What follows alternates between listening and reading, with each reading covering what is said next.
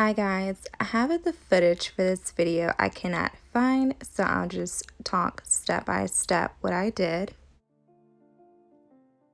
So for the frame of the lantern, I used both silvers to spray paint, and then for the square mirror that I placed on top of the lantern, I used the bling wrap and I cut it in a square and placed it on top of the mirror, and then used bling rope that I got from Hobby Lobby for the perimeter of the square and as the hook.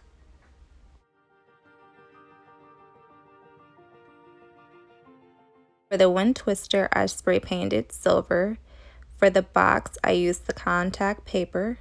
And for the wood stick, I used some bling wrap and wrapped it and assembled everything together using hot glue.